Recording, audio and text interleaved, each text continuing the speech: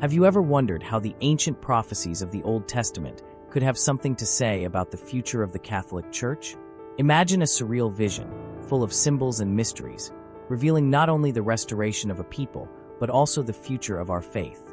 In today's video, we will dive into the impressive prophecy of Ezekiel about the Valley of Dry Bones, and explore how it speaks not only about Israel, but also points to the challenges and renewal of the Catholic Church today. Stay with me until the end, because what you're about to discover might change the way you see the history of the Church and its future. Let's get started. It was a quiet night in Babylon, and the starry sky seemed to silently observe the inner struggle of Ezekiel, the exiled prophet. The weight of Israel's exile was still felt in the veins of its people, and despair hung in the air like a dense cloud. The Temple of Jerusalem, once the spiritual center and glory of Israel, now felt distant, both in space and in Ezekiel's heart. His people had been taken captive, and the promised land was beyond the reach of their eyes. They were lost, directionless, and many felt that God had turned away from them. Ezekiel, however, could not allow himself to succumb to despair. On one of these nights of silent meditation, as his eyes gazed at the dark sky and the stars, something extraordinary happened. In an instant, he was swept away by the Spirit and transported to a place that seemed to be beyond reality itself. A vast valley, stretching as far as his eyes could see, covered in dry, scattered bones. The land was arid, cracked by drought and death, and the air, thick with the stillness of life's absence, was suffocating. The bones were scattered everywhere, remnants of a forgotten past.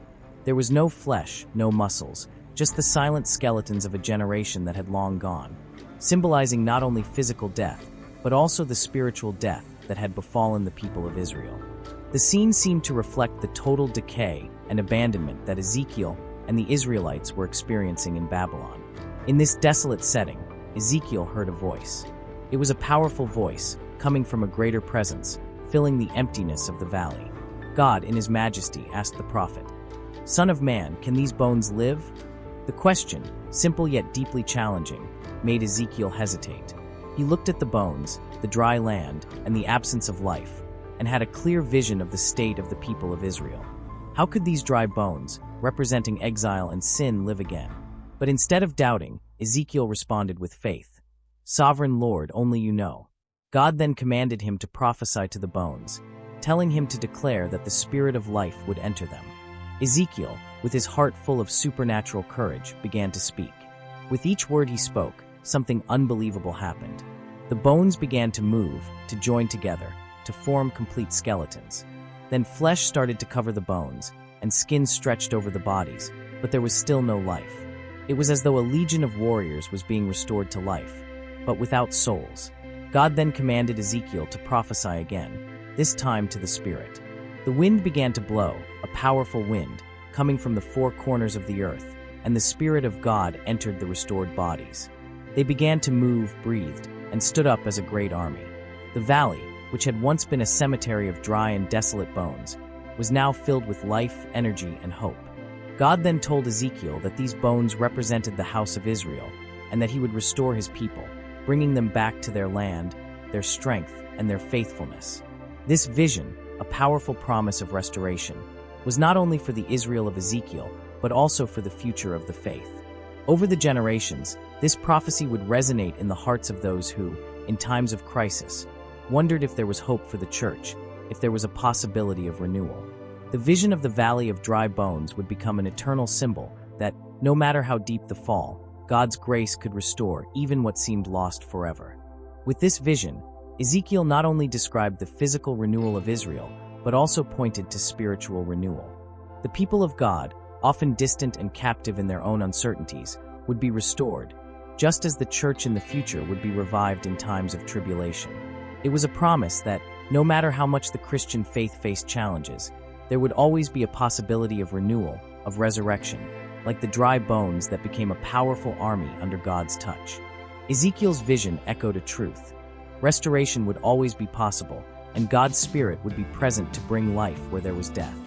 By recalling the vision of the Valley of Dry Bones, Christians, both in Israel and the Church, would find the strength to persist in faith, even in the darkest of times. After Ezekiel's dramatic vision, the story of Isaac and Rebekah begins to take shape, as a promise still waiting for its manifestation. Isaac, the son of Abraham and Sarah, was a man of faith and hope, but also of deep restlessness. His marriage to Rebekah seemed no different from other great love stories, but behind their union, there was an obstacle that would test not only Isaac's patience, but also God's faithfulness to his promises. Rebekah, a woman of great beauty and virtue, also carried an unexpected burden. She was barren. Despite the love between them, the emptiness of a childless home was ever present, becoming a growing shadow that loomed over the couple. For years, Isaac and Rebekah faced the silence of a closed womb, an unfulfilled promise, and long nights of despair where the stars seemed to mock their prayers. Isaac, however, was no ordinary man. He possessed the faith of his father, Abraham, a man who had seen miracles unfold before his eyes. He knew that if God had promised, he would fulfill it. In a deep act of prayer and supplication, Isaac knelt before God, crying out for a miracle, asking that his wife's womb be fertile and that their home be blessed with the life of a child. His prayer was fervent, a cry of hope and trust in divine power. God, who had heard Abraham's cry in the past, now heard Isaac's plea. Rebekah finally conceived. But this pregnancy would not be a peaceful journey. From the moment she knew she was pregnant, something was deeply different. Rebekah's belly felt like a battlefield. Inside her, the baby struggled so intensely that she began to fear for her health and her life. They were like two forces in constant battle, and Rebekah, desperate, sought divine guidance. It was then that God revealed something that would change the course of history. In a vision, he spoke to Rebekah, telling her that the two children she carried represented two nations, two lineages that would grow to oppose one another. The older Esau would serve the younger Jacob. The divine promise was clear.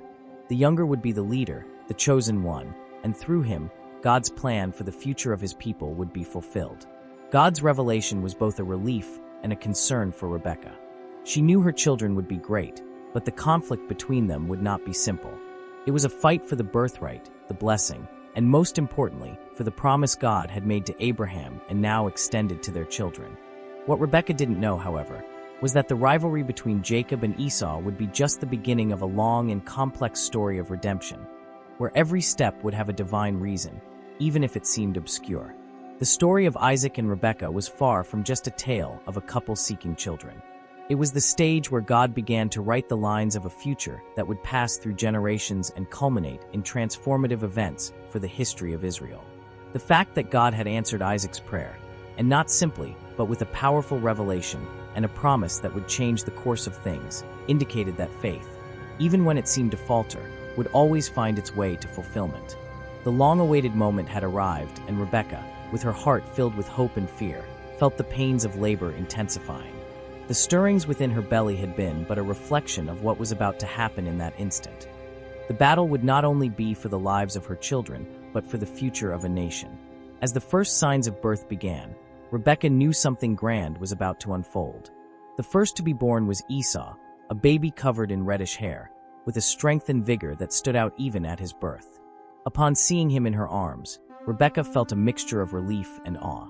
Little Esau, with his red hair and robust appearance, seemed destined to be the leader.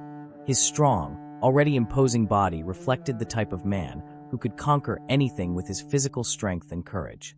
He was the firstborn, the son who should inherit his father's blessing, the firstborn of Isaac. But Esau's story wouldn't be so simple. Behind his sturdy appearance, destiny had something deeper and more unexpected in store. Before Rebekah could even process the birth of her son, she felt another pressure, and soon, the second baby came into the world. Jacob, but he didn't emerge peacefully. Jacob was firmly holding onto Esau's heel, as if he wanted to overtake him from the very first moment, as if, from birth, he knew he shouldn't be second, but first. He displayed a determination, an inner restlessness, that reflected the prophecy given to Rebekah. The older will serve the younger. The sight of Jacob, still a newborn, grasping his brother's heel, seemed like a metaphor for the life he would face. A determined man, one who would not accept being just another. He would always strive to surpass, advance, and conquer what initially seemed unreachable. Esau, with his physical strength and impetuous temperament, was everything Jacob was not, and vice versa. The contrast between them wasn't limited to their birth, but extended throughout their lives. As Jacob and Esau grew, the difference between them became even clearer. Esau became a fearless young man, a skilled hunter with an adventurous and untamable spirit. He hunted in the forests, brought valuable game back to his family, and captivated the heart of his father, Isaac, who saw in Esau the strong and courageous man he had always dreamed of being. Meanwhile, Jacob followed a much more introspective and strategic path. Unlike his brother, he didn't seek physical strength, but used his mind and circumstances to his advantage. He observed, planned, and knew that to achieve what had been promised to him, he would need more than strength. He would need cunning, intelligence, and sometimes even manipulation to achieve his goals. And it was this determination, this ability to see beyond the obvious, that would lead him to great feats, though not always in an honorable way. The rivalry between Jacob and Esau was palpable. From childhood, the two brothers competed for everything, from their parents' attention to the small daily victories, but there was something deeper in this rivalry. It wasn't just about who was stronger or smarter. It was a contest for the promise made by God. The birthright, the blessing given to the firstborn son, represented much more than a simple inheritance right. It was a symbol of divine favor, the sign that this son would be the channel of blessings for future generations. And Jacob, although he knew the blessing should belong to Esau, was not willing to wait for what seemed inevitable. The relationship between the two brothers, marked by a rivalry that began in Rebekah's womb, would soon become the stage for a spiritual confrontation that reflected the battle God fought within their hearts. Esau, with his life focused on the physical world, and Jacob, with his focus on the spiritual world, were destined to be more than just brothers. They would be representatives of two nations, two lineages that would oppose each other throughout the centuries as part of God's divine plan. Years passed, and with time, the rivalry between Jacob and Esau intensified. Each followed his own path, carving out trajectories as distinct as their personalities. Esau, the fearless hunter, became Isaac's favorite son. His strength, courage, and impulsive nature were qualities his father admired. Isaac saw in Esau the image of a strong leader, someone who would take his place when the time came to pass on the legacy. Their relationship was solid, and Isaac looked to the future with Esau leading, proudly maintaining the birthright and legacy. On the other hand, Jacob grew in the shadow of Esau. His introspective and calculating nature set him apart. While his brother immersed himself in hunting and adventures, Jacob preferred the tranquility of the tents, the silence of solitary hours. Rebekah, however, saw him with different eyes. She knew of God's promise, knew that the future of Israel's people depended on Jacob, and her love for him was immense. Yet, destiny seemed to delay the moment when Jacob would take Esau's place. But Jacob knew time was precious, and unlike his brother, he didn't believe in waiting for what he desired. It was on a hot afternoon, after an exhausting hunt, that the fate of the two brothers would take an unexpected turn. Esau, with muscles tense from fatigue and his body marked by the sun, returned to his family's home. The hunt had been unsuccessful, and his hunger was uncontrollable. His stomach growled like a hungry animal, and his steps, though firm, were heavy. When he arrived home, he caught the scent of a simple yet appetizing dish coming from Jacob's tent. Lentils, a modest meal, but in his current state, it seemed like the most delicious banquet he could have ever imagined. Esau, without thinking of the consequences, approached quickly, barely able to control his impatience. "Jacob, give me some of those lentils, I'm starving," he exclaimed in a hoarse voice, hunger dominating his thoughts. Jacob, calmly looking at his brother, knew this was the moment. He had observed Esau's impulsive behavior over the years and knew this was the opportunity he needed. He didn't rush. Jacob knew that by asking for something so simple, Esau was offering much more than a meal. He was offering the birthright, which defined not just the inheritance, but the future of Israel. "I'll give you the lentils," Jacob replied, with a calmness that contrasted with his brother's anxiety. "But in exchange, sell me your birthright." Esau, without reflecting on the gravity of what he was about to do, looked at Jacob, and with an impulsive gesture, disregarding the value of the blessing he held, responded, "I'm almost dying of hunger. What do I care about the birthright? Take it. Do whatever you want with it." Thus, with a simple gesture of desperation, Esau traded his spiritual and material inheritance for a bowl of lentils. Unknowingly, he handed Jacob what was rightfully his, the birthright.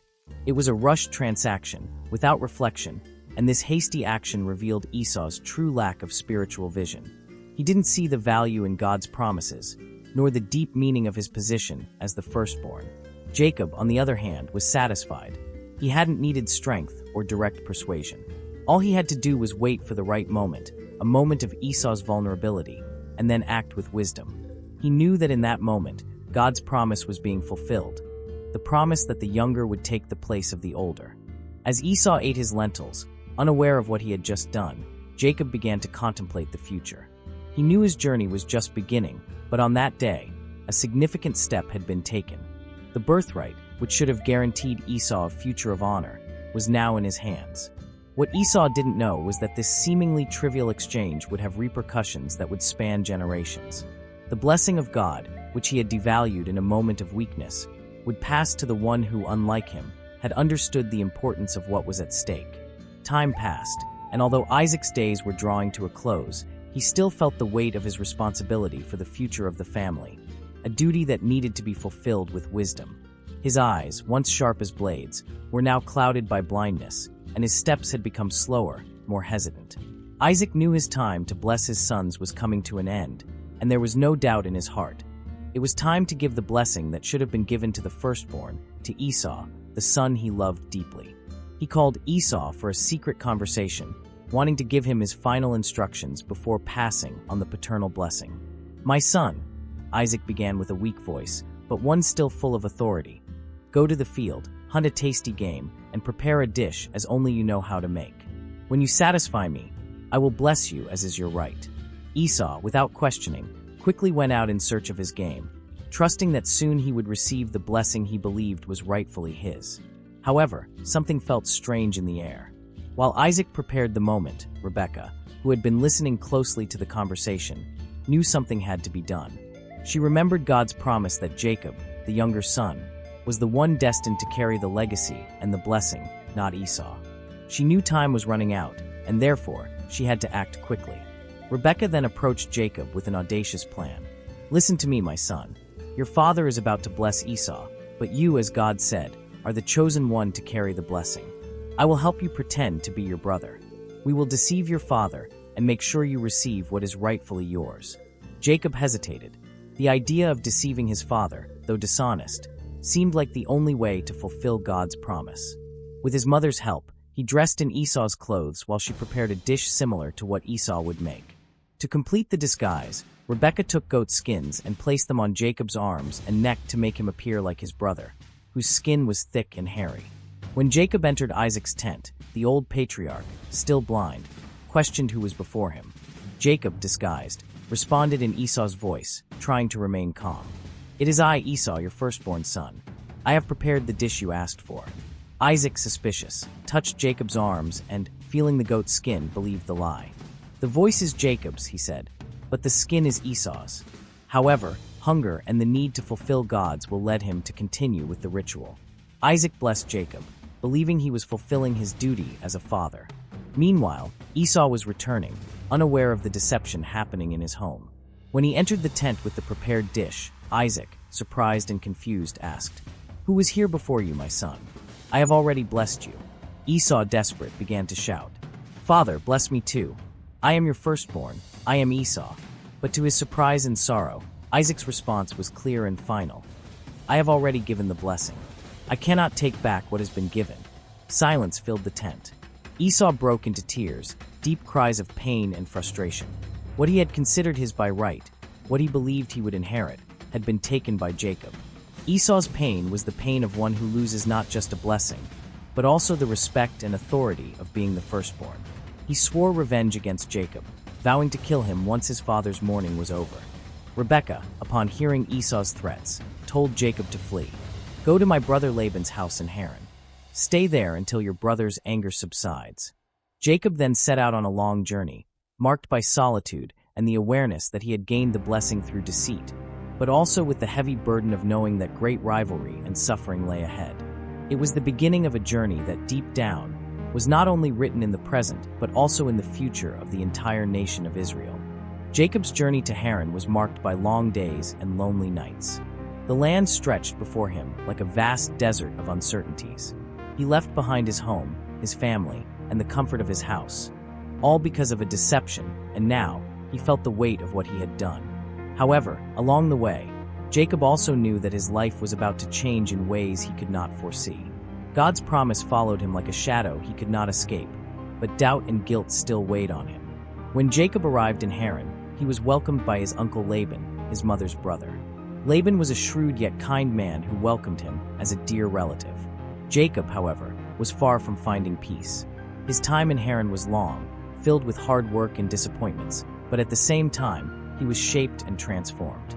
During the early years, Jacob worked as a simple shepherd, gaining Laban's trust, but also becoming increasingly involved in the intrigues of his uncle's family.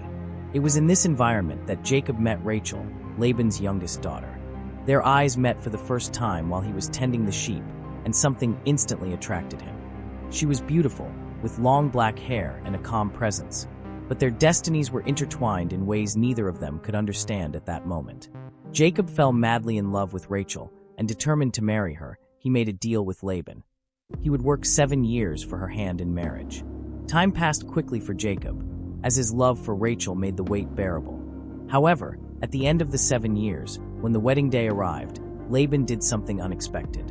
On a night of celebration, Laban deceived Jacob, replacing Rachel with his older daughter, Leah, who was not as beautiful as Rachel, but was equally deserving. When Jacob realized the deception the next day, his anger exploded. Laban, however, justified himself, saying that it was against local tradition to marry off the younger daughter before the older one, and offered that Jacob work another 7 years to marry Rachel as well. With a broken heart, but still in love with Rachel, Jacob agreed. Another 7 years of hard work passed, and finally, he married Rachel. However, his time with Leah and Rachel was not peaceful, as tensions grew between the two sisters, each vying for Jacob's attention and love, and the family conflict that ensued would only be the beginning of a series of challenges. Jacob began having children with both women and their maids, Bilhah and Zilpah, fathering 12 children in total. Each birth became a small victory or defeat within Jacob's house, and feelings of rivalry and jealousy spread among the mothers and the children. Rachel, the most beloved wife, remained barren for many years, which only increased frustration and insecurity within the household. She begged God for a child and made a desperate vow. If God gave her a son, she would give him back to him. Rachel's prayer was answered, and she gave birth to Joseph, a son who quickly became Jacob's favorite, causing even more tension between the sisters. Jacob's children grew up in an environment full of rivalry, but also love and deep family bonds. However, Jacob knew that, although there were blessings in his life, there were also great challenges ahead. He could no longer escape the truth. His journey had only just begun, and the conflict that started in his home had planted the seeds for an unpredictable future, filled with challenges he would have to face with wisdom, courage, and above all, faith in God. But before he could face the future, he would have to deal with a storm awaiting him. The reunion with Esau, the brother with whom he had left behind the rivalry and hurt of a past marked by deception. Fear and doubt filled Jacob's heart, for he knew that, despite his journey of spiritual growth, the confrontation with his past would be inevitable. While Jacob faced the feared reunion with Esau, the family dynamics in his house in Haran were intensifying. Jacob's sons were growing, and with that, the tensions between them became more evident. Jacob's house, formed by 12 sons and their respective mothers, was a true arena of rivalries and strategies, where Jacob's love for Rachel and his favoritism toward Joseph began to create deep wounds among the brothers. Joseph, Rachel's beloved son, was a unique young man. His intelligence was remarkable, but what made him special in his father's eyes were the spiritual gifts he seemed to carry. Jacob, always attentive to the signs of God, saw in Joseph a great promise for the future. More than anyone else, he believed that Joseph had a divine purpose in his life. This only fueled the jealousy of the brothers, who felt the injustice of being left in the shadow of Joseph, who always seemed to be the favorite. In his youth, Joseph did not realize the impact his actions had on others. He had dreams that, when shared with his brothers, were seen as arrogant presumptions. He told them one day that he had dreamed they were bowing before him, recognizing him as their leader. This revelation did not sit well with the brothers, who already harbored resentments due to Jacob's favoritism. For them, it was yet another sign that Joseph thought he was destined to be the most important, the ruler among them all. The animosity grew with each passing day. The relationship among Jacob's sons became increasingly unbearable. Hatred turned into a poison that corroded the hearts of the brothers. They saw themselves as slaves to Jacob's preference for Joseph, and the divide between them widened. Then, fate took a dark turn. One ordinary day, while the brothers were in the field tending the sheep, Jacob sent Joseph to check on them. When he approached, wearing his colorful coat that his father had given him, a symbol of his distinction, the brothers could no longer contain their feelings. Hatred blinded them, and the moment became a point of no return. They hatched a plan. They would trap Joseph and throw him into an empty pit. This was just the beginning of something that would change all their lives forever. While Joseph was in the pit, the brothers discussed what to do with him. Some wanted to kill him, but others, more cautious, suggested they sell him as a slave to the passing Ishmaelite merchants. And so, Joseph's fate was sealed. When he was finally pulled out of the pit, he was taken by the merchants, and his brothers, with hardened hearts, stained his coat with the blood of an animal to deceive Jacob, making him believe that his son had been devoured by a beast. Jacob, consumed by grief and loss, entered into deep mourning. He could not believe that Joseph was dead. To him, the emptiness left by his son was unbearable, but the truth was even crueler. Joseph was alive, but in a distant place, in foreign lands, far from his family, his father, and his brothers. What he did not know was that this event, this moment of pain and loss, would be the catalyst for a future far greater than he could imagine. Joseph, now a slave in Egypt, would undergo trials that would forge him into the man he was destined to be.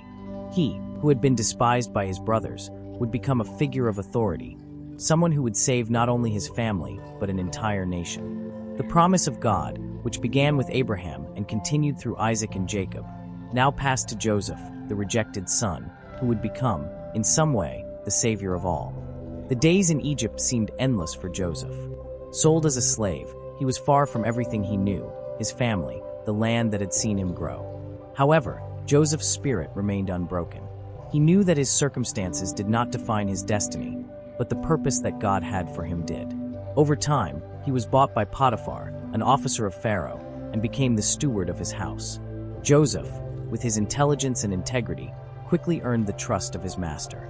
Despite his rise in Potiphar's house, loneliness accompanied him. There were no friends or family nearby, only the constant reminder of his suffering and his brother's betrayal.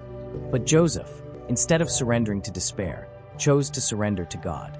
He knew that, in the silence of his suffering, something greater was being shaped in his life. However, a great temptation was approaching. Potiphar's wife, a woman of great beauty and power, began to take an interest in Joseph. She courted him, trying to seduce him in every way. Joseph, however, remained firm. He knew that faithfulness to God was more important than any fleeting pleasure, and with great conviction, he rejected her advances. He responded with wisdom and firmness, saying, "How could I commit such wickedness and sin against God?" But Potiphar's wife was not willing to give up easily. One day, when Joseph was alone in the house, she grabbed him and, with all her strength, tried to force him to lie with her. Joseph, desperate to escape, left his cloak behind and ran out of the house. The woman, now furious and ashamed, used the cloak as evidence of her lie. When Potiphar returned home, she accused Joseph of trying to assault her, and as a result, Joseph was thrown into prison. The injustice Joseph faced seemed unbearable. But even there, in prison, he did not lose his faith. He continued to be an example of integrity and wisdom. Soon, he earned the trust of the jailer and became responsible for all the prisoners. It was a desperate situation, but Joseph knew that something was being prepared. God was working in his life in ways he couldn't fully understand yet. One night, two prisoners, the cupbearer and the baker of Pharaoh, had dreams that left them disturbed. Joseph, always attentive to the signs and with the wisdom God had granted him, interpreted the dreams accurately. For the cupbearer, he predicted a return to his position, while for the baker, he foretold imminent death. As promised, the cupbearer was restored to his position, but upon being freed, he forgot to mention Joseph to Pharaoh. Months passed, and Joseph remained in prison, but his faith never wavered. He knew that God's plan for his life was far from finished, and although the days seemed endless, he believed that the revelation of his destiny was coming. The Pharaoh himself, troubled by dreams, would summon Joseph to interpret what no one else could understand. The Pharaoh's palace was immense, full of riches and mysteries. But nothing in that grandeur could erase the loneliness Joseph felt in his heart. He still remembered the distant land, his father, his brothers, and the betrayal that had brought him there.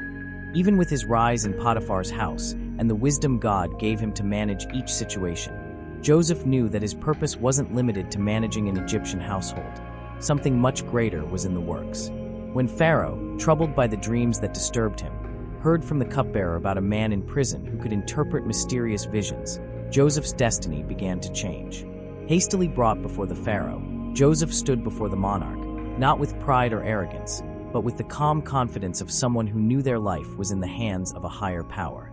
"I am not able to interpret dreams on my own," Joseph humbly said, "but God, whom I serve, will give the Pharaoh the answer he seeks." With these words, Joseph was told of the dreams that tormented Pharaoh. The king had dreamed of 7 fat cows being devoured by 7 lean cows, and of 7 good ears of grain being swallowed up by 7 withered ears. None of Pharaoh's wise men had been able to explain the meaning of these images, but Joseph, with the divine wisdom that God had granted him, understood. "These dreams have one meaning, O king," Joseph said firmly. "The 7 years of fat cows and good ears represent 7 years of abundance and prosperity in Egypt. But after that, there will come 7 years of severe famine, which will consume all the abundance that came before. Egypt will experience such a great scarcity that no one will remember the plenty." Joseph then suggested to Pharaoh a solution for the impending disaster. During the 7 years of abundance, there should be a great storage of grain so that the people will have food during the years of famine. Appoint someone wise to organize this so that Egypt does not perish. Impressed by Joseph's vision and wisdom, Pharaoh did not hesitate. "Since God has revealed this to you, and no one else has been able to interpret my dreams like you, I appoint you as the one responsible for this. You will be like a second in command in Egypt, only below me." Now 30 years old, Joseph was elevated to the position of governor of Egypt. He received new garments, a signet ring, and a chariot to travel, all as symbols of his new power. The change in his life was drastic and sudden, but Joseph knew that all of it was part of God's plan. During the 7 years of abundance, Joseph worked tirelessly, overseeing the grain storage and ensuring that Egypt was prepared for the years of scarcity.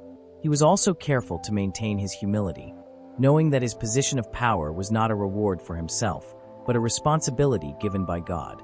He did not forget his roots or the lessons of faith he had learned in the past. However, while Joseph was establishing himself as a ruler, a distant reality was unfolding in Canaan. The famine that Joseph had predicted reached all the lands surrounding Egypt. His own family, composed of his father Jacob and his brothers, was not immune. They, like many others, found themselves forced to travel to Egypt in search of food. Joseph's story, which began with pain and betrayal, was about to intertwine again with the fate of his family. The long road of reconciliation was beginning to open, and Joseph, now governor of Egypt, would have to face again the past that had brought him to this point. The 7 years of abundance passed in the blink of an eye, and Joseph, in his position of power in Egypt, never let himself be seduced by the grandeur of his new life. He did not forget who he was or the pain he had endured. Every grain of wheat stored, every sack of food kept for the hard times, was a reminder that God had a bigger plan for him and for the people of Egypt. When the famine finally struck the surrounding lands, Egypt, thanks to Joseph's foresight, was more prepared than any other kingdom. Neighboring cities began sending their caravans in search of help, and Joseph's name spread as that of a wise and provident ruler. But Joseph knew that the greatest test was still to come: his family. His brothers, who had sold him as a slave, were now in deep despair, unaware that the man they would have to negotiate with was Joseph himself. The famine spread to Canaan, and the situation became unbearable. Jacob, still mourning the loss of his son Joseph, heard of the abundance in Egypt and decided to send his sons to buy grain. As he prepared his brothers for the journey, he had no idea how this simple act would forever change the destiny of his family. "Go to Egypt and buy food. We cannot wait any longer. We will die if we don't do this," Jacob said, his face marked by worry.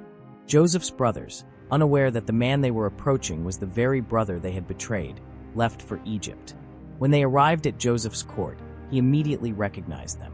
They were before him, now kneeling, not recognizing who he was, as he, disguised by his new Egyptian appearance, silently observed them. Joseph felt the weight of emotion fill his heart. He knew what he had to do, but doubt took over his mind. Should he reveal himself immediately or test his brother's sincerity, see if they had truly changed?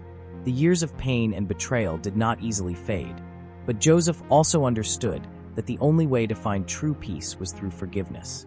Using his position of authority, Joseph accused them of being spies and imprisoned them, making them feel the same fear he had felt years before when he was thrown into a cistern and sold as a slave. However, he soon released them, demanding that they return to Egypt with their younger brother Benjamin as proof that they were telling the truth. The journey back to Canaan was marked by tension and anguish.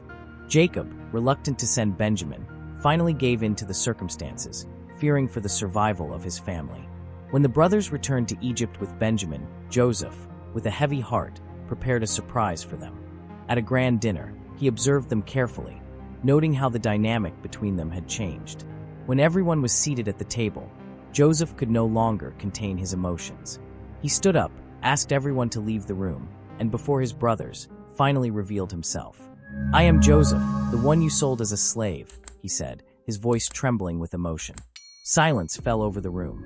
The brothers were paralyzed, unable to believe what they were hearing. The man before them, the governor of Egypt, was the same brother they had left behind, the young dreamer who had now become the instrument of salvation for his own family. Joseph continued, with a heart full of compassion. "Do not be distressed over what you did. God sent me ahead of you to save our lives. The years of famine I predicted, they have come, but through my position, I was able to ensure that we survived." Joseph's words were filled with forgiveness and a wisdom that only experience and trust in God could provide. The brothers, stunned, fell to their knees, asking for forgiveness. But Joseph, with tears in his eyes, lifted them up and embraced them, saying, "Do not be afraid. It was not you who sent me here, but God, who had a greater plan." This moment of reconciliation, filled with emotion and forgiveness, sealed the transformation of Joseph's heart. He, who had been wronged, now became the agent of salvation for those who had betrayed him. And with that, Jacob's family, reunited once again, could begin a new journey, a journey of healing, restored by divine grace. With the famine reaching Egypt and Joseph's brothers finally before him, tensions reached a boiling point.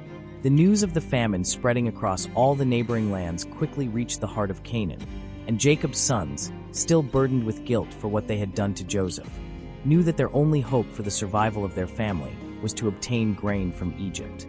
When the brothers left for Egypt again, a mixture of fear and hope took over their hearts. They had tried once before, but now the situation was more desperate. Jacob, despite his anguish over losing Joseph, knew there was no other choice.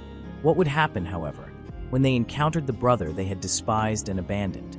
The uncertainty haunted them. Joseph, for his part, kept his disguise, watching the men before him, who had once been his tormentors, but now found themselves at the mercy of his compassion.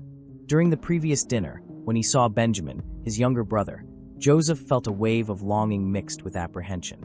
He knew that everything was about to change, and perhaps he had reached the point of his own trial. The next morning, he called his brothers to a private meeting. The silence was heavy, the atmosphere tense. The brothers, unsure of what to expect, were ready for another test. Joseph asked them to follow him to the palace hall. The doors opened, and the brothers were led into a room with all eyes on them. "I am the man who can save your lives," Joseph said firmly, though his voice almost broke. "But before anything else, I need to know if you have changed. If you are truly the men you say you are, who carry the same moral code you had when you first came here." He then put them to an even tougher test, asking that Benjamin remain in Egypt as a guarantee of their good faith. The situation became critical, and the brothers were on the brink of a breakdown. How could they explain the situation to Jacob, knowing he would lose his youngest son? With hearts heavy with sorrow, the brothers returned to Jacob and, for the first time since selling Joseph, showed vulnerability, ready to accept the consequences. When they arrived at their father's house and told him everything, Jacob was beside himself. The suffering he had already experienced from losing Joseph now seemed to be repeating itself with Benjamin. He fell into deep anguish, but his sons insisted there was no other way. In a desperate turn, Jacob finally gave his consent. "If it is God's will, then so be it. Take him, but may God have mercy on us." The brothers returned to Joseph with Benjamin, but Joseph already knew what to do. When he saw them again, the decision he had made was confirmed. He could no longer hide his identity. He could no longer pretend to be someone he was not. With tears in his eyes, Joseph made them leave the room and finally, with a trembling voice, revealed who he was. "I am Joseph, the one you sold as a slave." The impact was immediate. Fear filled the hearts of his brothers. The powerful man before them, who seemed so distant from the one they had known, was now before them in all his humanity. The shock was devastating, and shame fell over the men, unable to believe what they were hearing. Seeing the terror on their faces, Joseph eased the fear in their hearts. "Do not be afraid," he said, with an impressive calmness. "I am not here for revenge. I am here to save you. God sent me ahead to ensure the survival of our family. It was not you who sent me here, but God. He knew this would happen." Relief was instant, but so was the sadness. The brothers' guilt was still present, but hearing Joseph's words of forgiveness, the weight in their hearts began to lift. The reconciliation, though difficult, began to happen there, in the words of the brother who had been distant for so long, but who now appeared with the spirit of a transformed man. Joseph then embraced them, and at last, all the wrongs of the past began to be erased. He looked at Benjamin and said, "Do not worry. I am Joseph, and now our family will be restored." Thus, Joseph's reunion with his brothers was not just an act of forgiveness, but of restoration. A proof that, despite human failures, God's plan always prevails. After revealing his identity, Joseph not only forgave his brothers, but decided to test them once more. Now that he confronted them with the weight of their betrayal and the weight of reconciliation, Joseph wanted to be sure that they had truly transformed and were willing to do whatever it took to restore the family relationship.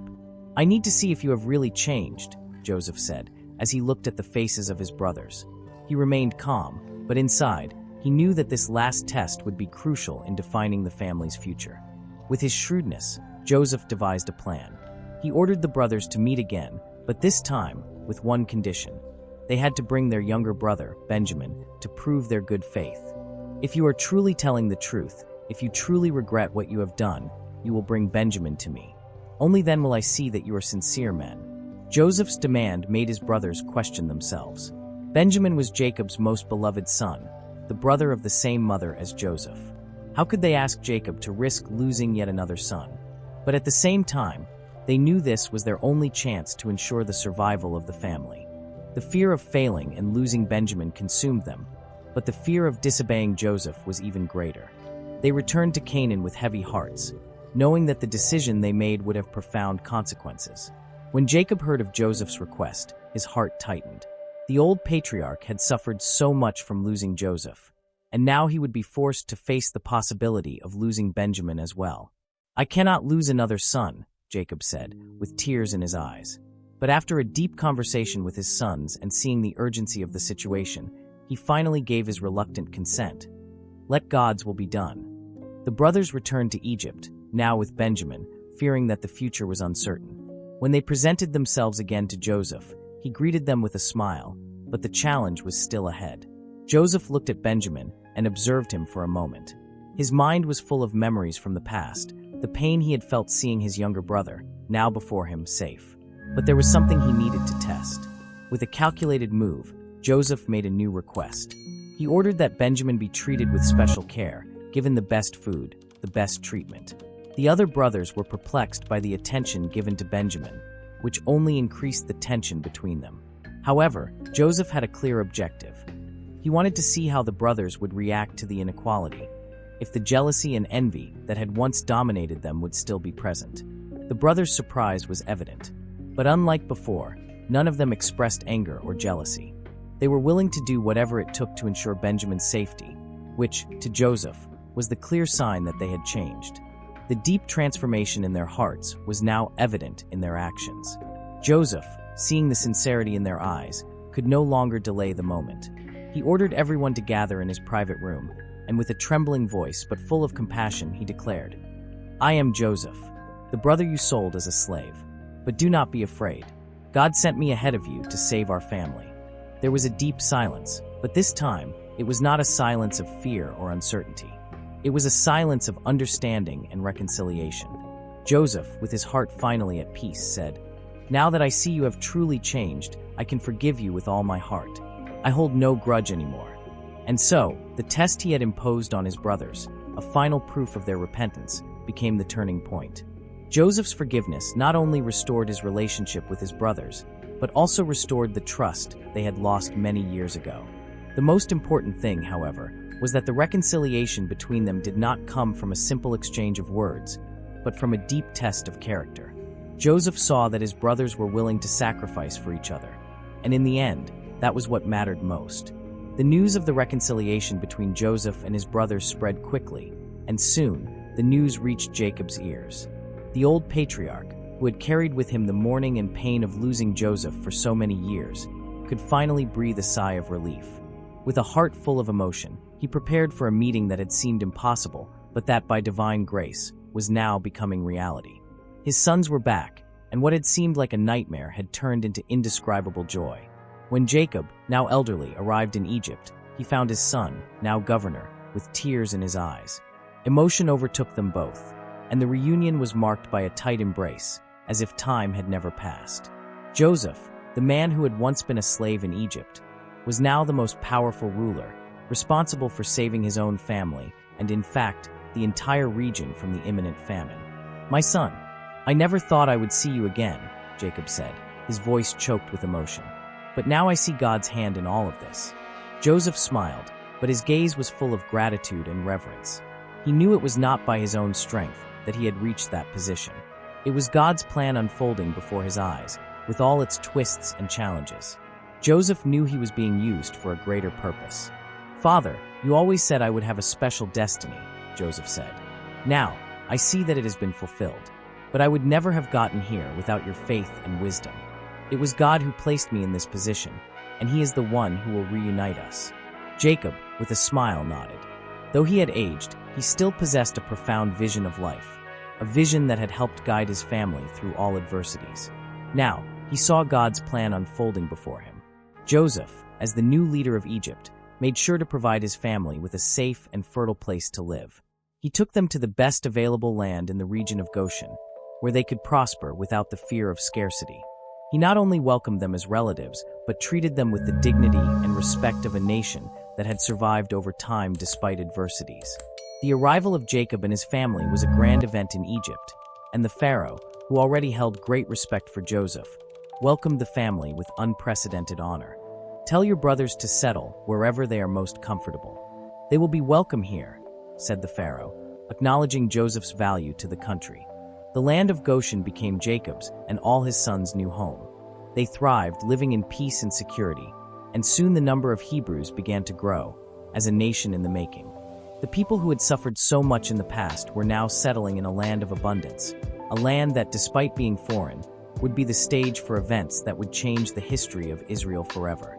Jacob, now with his sons gathered and safe, looked to the future with a sense of peace that he hadn't felt in a long time. He knew his descendants would have a great future, for the promise of God to Abraham, Isaac, and himself was still alive. And although Egypt was only a stage in their journey, he had faith that the best was yet to come for his family. Thus, Jacob's story in Egypt, as a man who had lost everything and now found himself surrounded by his descendants and loved by a son who had been restored, became a symbol of restoration, forgiveness, and faith.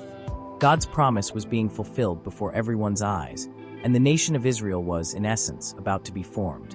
Years passed, and Jacob, now an elderly and wise man, knew that the end of his journey was near. Although he had been blessed with the reunion of his family and the prosperity of the nation that was starting to grow around him, he felt his time on earth was coming to an end. Gathering his sons around him, Jacob looked at them with a mixture of love, gratitude, and sadness. Joseph, always attentive to his father's well-being, was there by his side, ready to honor him until the last moment. He knew this would be the last time he would see his father alive, and the weight of that reality weighed heavily on his heart. "My children," Jacob began, with a voice already weak but full of authority, "do not forget who you are. You are the children of a living God, and he has guided you here. Now, as my journey nears its end, I will bless you and give each of you what is due, as an inheritance, as the Lord has instructed me." As Jacob's sons gathered around his bed, he did more than bless them. He spoke about each one's destiny, reminding them of the promises made to their ancestors and revealing God's divine purpose for each of them in their lineage. Jacob's final blessing was more than a ceremony. It was a prophetic moment about the future of Israel. When Jacob finished blessing them, he requested that his tomb be prepared in Canaan, the land he always considered his true home. He knew that, although he was about to die in Egypt, his spirit would be taken back to the promised land, as a reminder of God's faithfulness to his promises. Joseph, with tears in his eyes, made sure that his father's body was transported back to Canaan. "I will not rest until I fulfill my father's wish," he said, his voice filled with respect and love. The Pharaoh, in turn, understood the depth of the request and gave permission for Joseph's entourage to take Jacob's body to be buried in his homeland. Jacob's funeral was a significant event, and many Egyptians attended the ceremony, showing the respect they had for the patriarch of the Hebrews.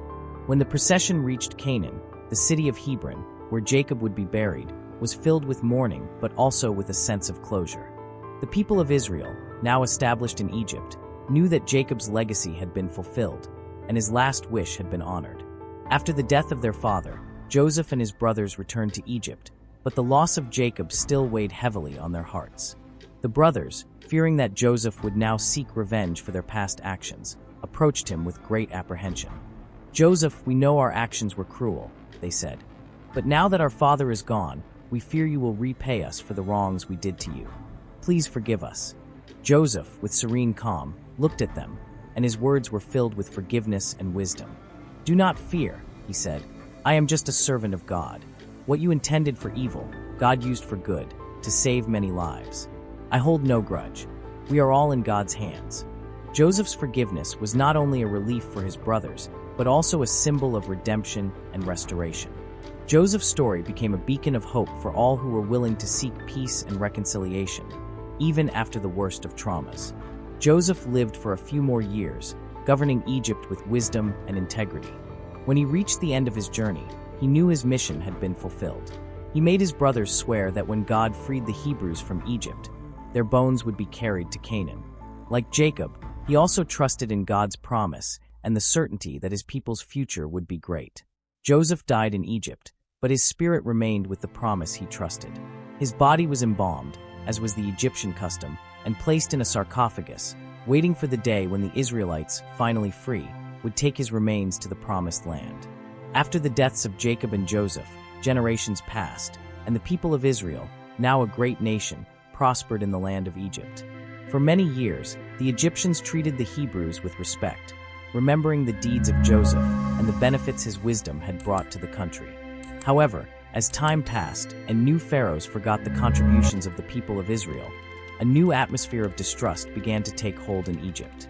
The new pharaoh, fearful of the growing Hebrew population and the strength these foreigners represented, decided to enslave the Israelites. He feared that if the Hebrews joined with other nations, they might rebel and threaten his reign. As a result, the Israelites were forced to work on the pharaoh's constructions, building cities and monuments under extremely harsh and inhumane conditions. The oppression over them grew with each passing day. Although the slavery was relentless, the people of Israel did not lose hope. In the midst of pain and suffering, there was still a spark of faith.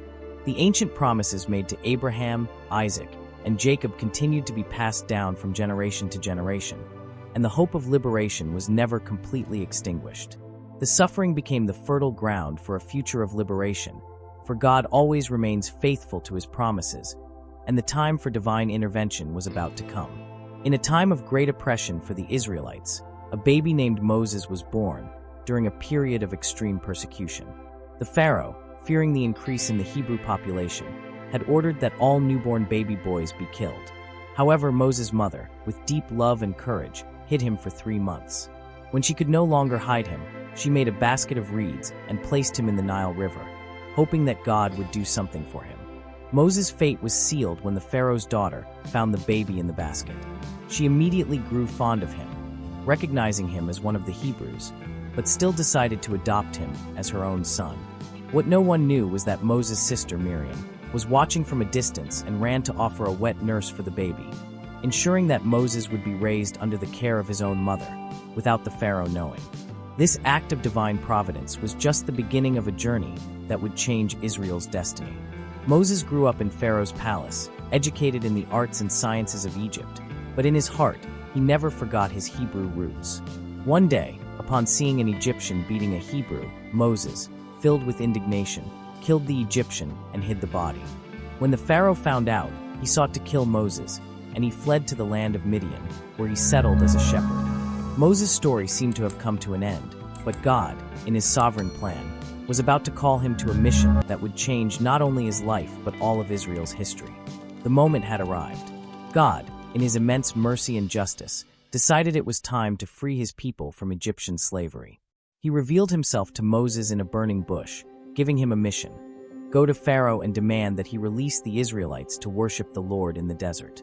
Moses, though reluctant, accepted the calling and, with the help of his brother Aaron, appeared before Pharaoh, requesting the freedom of the people of Israel. Pharaoh, however, refused, and thus began a series of extraordinary events that would shake Egypt to its foundations. God sent 10 devastating plagues upon Egypt, each one more terrible than the last. The Nile turned to blood, frogs invaded the land, flies and lice infested the Egyptians' homes, and animals died in mass. The land was covered by a terrible darkness, and a plague of boils afflicted the Egyptians. With each plague, Pharaoh promised to free the Israelites, but always regretted it and went back on his word, further hardening his heart. Meanwhile, the people of Israel watched from a distance, protected by the hand of God, witnessing his mighty intervention. Finally, after the last and most devastating plague, the death of the firstborns, Pharaoh yielded and allowed the Israelites to depart. God ordered the Israelites to mark the doors of their homes with the blood of a sacrificed lamb, and the angel of death would pass over their houses, sparing their firstborns. This final plague was the final blow that broke Pharaoh's resistance. That night, the Israelites left quickly, not looking back, taking their families, their belongings, and their unshakable faith with them. The Exodus journey had begun. After their dramatic liberation from Egypt, the people of Israel began their journey through the desert, guided by God. They followed the leadership of Moses, who led them with divine wisdom, and a cloud guided them by day, while a pillar of fire protected them by night. But before entering the Promised Land, there was a crucial stop: Mount Sinai. There, God wanted to establish a covenant with his people, sealing his commitment to be the God of Israel, and Israel, his chosen people. At Mount Sinai, Moses climbed the mountain to receive God's instructions. During this time, the people of Israel camped at the base of the mountain, waiting for what was to come. The mountain was enveloped in thick clouds, thunder, and lightning, visible signs of God's presence. While Moses was there, God gave him the 10 Commandments, a set of sacred laws that would not only guide the spiritual life of the people, but also their social and moral relationships. These commandments would become the foundation of faith and community living for the people of Israel. Meanwhile, at the base of the mountain, the people grew impatient. Without Moses for so many days, they began to doubt and question God's leadership. Led by Aaron, Moses' brother, the Israelites demanded an idol to represent them. So, Aaron gave in to the pressure and made a golden calf, which the people began to worship. When Moses descended from the mountain and saw the transgression, he was furious and broke the tablets of the law. But God, in his mercy, renewed the covenant, ordering Moses to climb the mountain again to receive a new set of laws. The lesson was clear. Faithfulness to God was essential to maintain the covenant and his divine purpose. With the covenant renewed at Mount Sinai, the Israelites continued their journey through the desert toward the Promised Land. However, crossing the desert was not a simple walk. Instead of a direct, obstacle-free journey, God decided that the people would wander in the desert for 40 years, a period that would test their faith, patience, and obedience. The generation that left Egypt was marked by doubt, constant complaints, and lack of trust in God.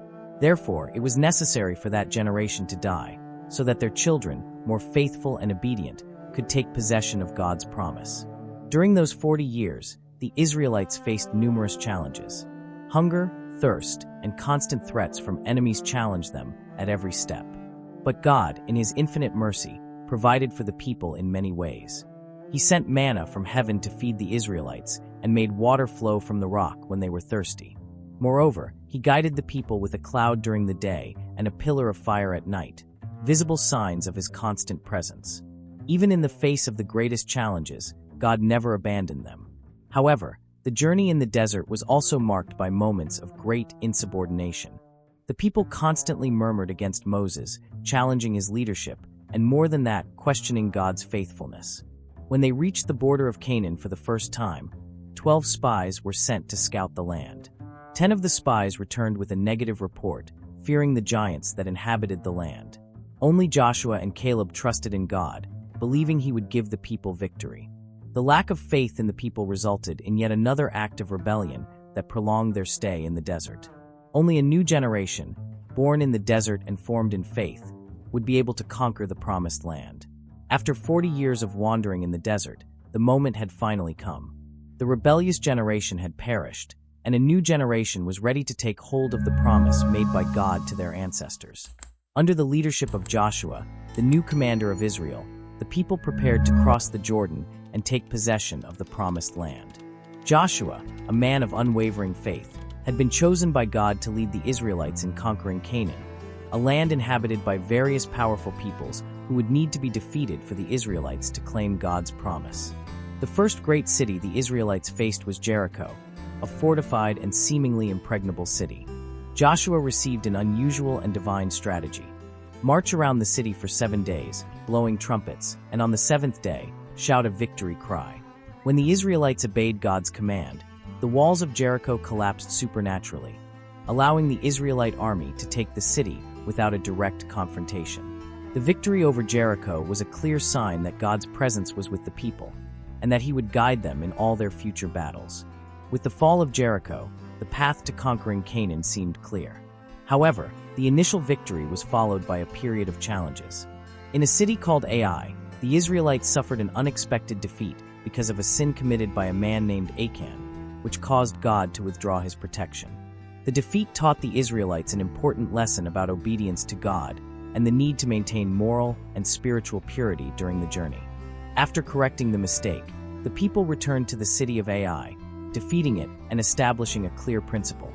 Victory would only be guaranteed when the people remained faithful to the covenant with God.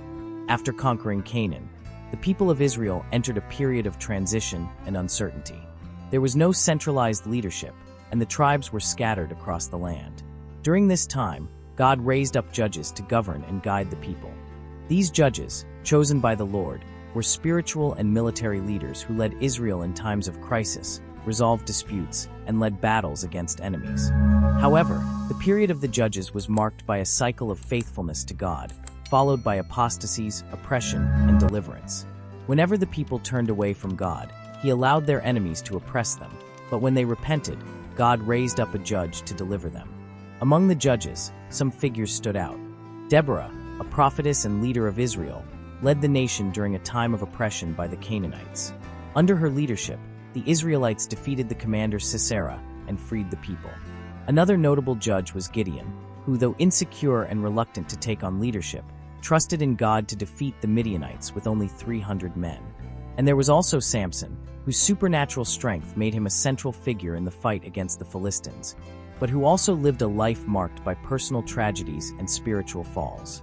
Although the judges had played an essential role in maintaining order and justice, the lack of centralized leadership left the people vulnerable and divided. The people of Israel began to long for a king, desiring a human leader to rule over them, just like the neighboring nations. This was seen as a rejection of God's sovereignty, but in his wisdom, he allowed Israel to have a king. It was then that the prophet Samuel anointed Saul as the first king of Israel, inaugurating the monarchy and a change in the nation's governance structure. The reign of Solomon brought an era of great prosperity and peace to Israel. During his reign, the kingdom reached its peak in terms of wealth, influence, and wisdom. However, when Solomon died, the nation found itself divided. His son Rehoboam ascended to the throne, but his reign was marked by unpopular decisions and a lack of sensitivity to the needs of the people. When the northern tribes requested relief from the heavy taxes imposed by Solomon, Rehoboam rejected the advice of his elders and opted for a harsher stance, following the advice of his younger friends. As a result, the 10 northern tribes rebelled and formed the Kingdom of Israel, while only 2 tribes in the south remained loyal to Rehoboam, forming the Kingdom of Judah. This division marked the beginning of a long history of rivalry and conflict between the 2 kingdoms. The Kingdom of Israel, with its capital in Samaria, quickly fell into idolatry and moral corruption, led by kings who strayed from God. The Kingdom of Judah, although more faithful to the tradition of David, also faced periods of spiritual decline and unfaithfulness. This division weakened the nation of Israel, making it vulnerable to external enemies. Over the centuries, the 2 kingdoms experienced various wars and attempts at alliances, but the lack of unity and the absence of centralized leadership exacerbated the situation. Eventually, the Kingdom of Israel was conquered by the Assyrians in 722 BC, and the 10 northern tribes were exiled to distant lands, becoming lost in history as the 10 lost tribes of Israel. The kingdom of Judah, in turn, held out for a while longer, but also faced its fate of destruction. In 586 BC, the Babylonians invaded Judah, destroyed Jerusalem, and took the Jews into exile. This event was a devastating blow to the nation, as it meant the loss of their land, temple, and identity. The Babylonian exile marked the end of a period of independence for Israel, but it also marked the beginning of a time of reflection and spiritual renewal that would prepare the way for the future restoration of Israel. Despite the tragedies and exile, the story of Israel does not end with destruction. In the midst of desolation, God continued to speak through the prophets, offering hope and the promise of restoration. One of the most notable prophets during this time was Ezekiel. He had a powerful vision of a valley filled with dry bones, which would become a great and mighty nation once again. This valley of dry bones was not only a vision of Israel's physical restoration, but also represented a spiritual renewal. God promised to resurrect Israel from its spiritual death and bring it back to its land. Ezekiel's prophecy pointed to a future in which Israel would be restored, but it also pointed to something deeper and more enduring. As Ezekiel prophesied about the restoration of Israel, he also anticipated the coming of a Savior. This restoration was not limited to the Promised Land, but referred to the redemptive work God would accomplish through a Messiah, who would bring spiritual liberation to all nations. Throughout the Scriptures, the idea of a Messiah who would come to save Israel and the Gentiles became more consolidated. Prophets like Isaiah, Jeremiah, and Ezekiel spoke of the coming of a suffering servant, a righteous king who would restore peace and justice and bring eternal salvation. This promise was fulfilled in Jesus Christ, the promised Messiah. He came not only to restore Israel as a nation, but to offer spiritual restoration to all of humanity. Through his life, death, and resurrection, Jesus fulfilled the prophecies of a Savior who would bring new life to the dry bones of humanity, healing the wounds of sin and offering reconciliation with God. The resurrection of the dry bones in Ezekiel became a symbol of the new life that Christ offers to all who believe in him, a restoration not only for Israel, but for all peoples through his redemptive work. So, what do you think? The prophecies of Ezekiel truly point to a future of restoration and spiritual renewal, not just for Israel, but for all of us. The story of Israel, with all its highs and lows, teaches us much about perseverance, faith, and the constant promise of God for our lives. If you enjoyed this video and want to continue exploring more about these powerful stories, leave your comment below. I'd love to know what you think about the topic and what other subjects you'd like to see here. Don't forget to like the video if it touched you in any way, and subscribe to the channel so you don't miss any new content. Turn on notifications to always stay up to date with our updates. Until the next video, and may the renewal of your faith be a constant journey.